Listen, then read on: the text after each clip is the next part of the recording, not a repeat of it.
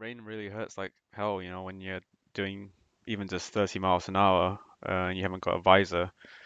Unfortunately, I lost mine along the way, and I got caught out in some pretty bad thunderstorms, which were coming in from the west, when I was up in the mountains, and there was literally nowhere to hide. Um, I got, soaked to the boots pretty much, and I was just riding for hours. And I think at one point I was just kind of like laughing to myself at how ridiculous the whole situation was. Having to literally just spit grit out of my mouth from the road spray every few minutes. And But eventually I made it down to a town called Wilkesboro in North Carolina, and waited out the rain. Um, the next day, when it was sunny again and I got back onto the Blue Ridge Parkway, on that unfortunate day, my absolute worst fears became a reality. I remember blood, a lot of blood. It's just everywhere, on my shirt, on my jeans, all over the tarmac on the road. It was just pouring out everywhere, and I'll admit I was a little nervous and a little scared seeing that much of my own blood. You know, basically, me and the SUV in front of me came to a really sudden stop when a car pulled out onto our road. We were only doing about maybe 40 to 50 miles an hour, but unfortunately, I lost control and came off the bike. Ended up breaking myself in a few places. How do you describe the worst time of your life? For me, that was pretty much it. I remember just waking up in the motel room the next day in some shoddy hospital gown, and you know, uh, more than the physical pain, what was more crushing than that was just the utter sense of failure and disappointment that just overwhelmed me. I was I was totally crushed and by that, and I don't think I'd ever wanted more in my entire life for something to have not been real and to have just been a bad dream, and to have the ability to rewind time. But when it's sunk in and realized it was all reality, I was absolutely devastated. And when my friend Shireen in Buffalo, New York, heard about it, she sent me a text message straight away to basically tell me to get my ass up to Buffalo and spend as much time as I needed to recover. Uh, I only met her and her family once before coming to America. I knew them through a mutual friend, and they didn't owe me anything, and they opened their home to me.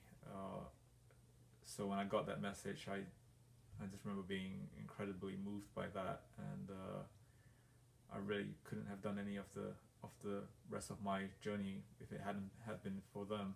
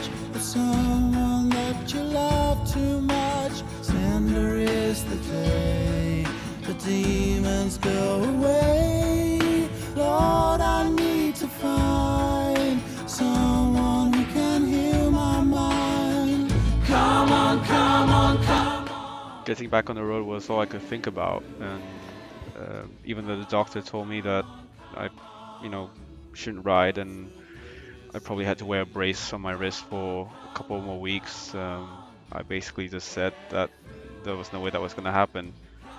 And as soon as my bike got fixed up at Broken Spoke in Asheville, North Carolina, I took the first coach I could down there, and pushed on to Nashville, Tennessee.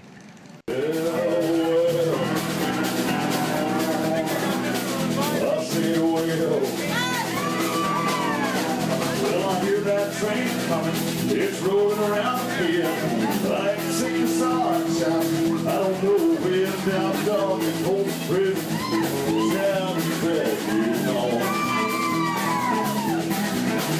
And I hear that long whistle right by here.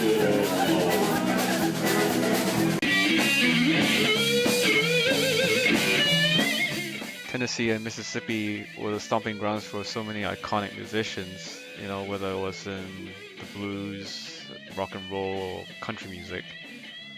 It's really hard to ignore what a big part of the way of life music was for so many of the people who lived there.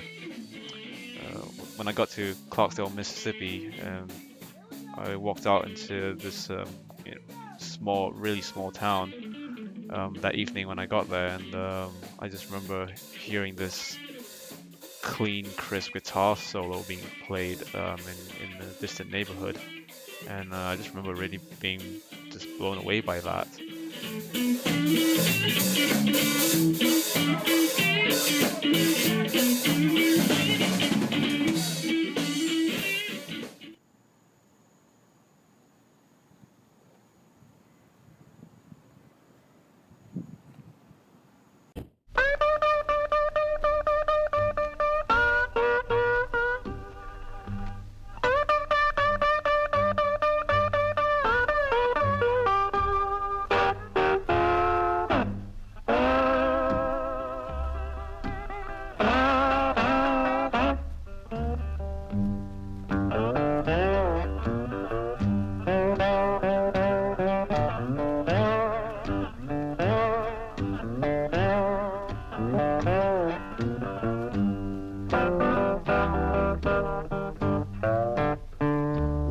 Getting late over in the evening, I feel like blowing my horn.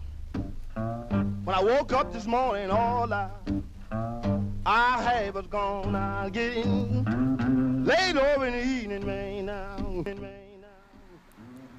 So I was riding through Louisiana today, and that highway was a little bumpy, and at one point I hit a really big bump, and I just remember jumping up in the air on that bike and coming back down, and I looked in the mirrors and everything looked quite okay. When I got to the petrol station, I went to get my water bottle, and this is what I found. Basically my backpack, which was on the back of the bike, it come off the one of the bungee hooks that was holding it up. I had cargo net covering the whole thing, so it didn't fall off the bike completely. It was just hanging off, but basically this whole end here was just rubbing against my back tire, and it completely destroyed the front pocket. As you can see, everything that I had in there, it's somewhere lying on the Louisiana highway. Fortunately, I lost all my 32 gigabyte SD cards, about 8 of them, a couple other things that weren't as valuable, but still, it got to my small pocket, and then it started going into the main pocket. I don't think I've lost anything from there, but it did, as you can see, destroy quite a few of my charger cables, so that's going in the bin. And that's my iPhone cable. I paid buy a new one for $20.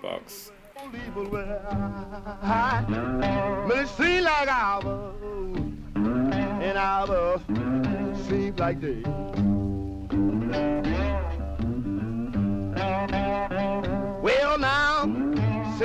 my baby child. Well, child, will stop a low down way.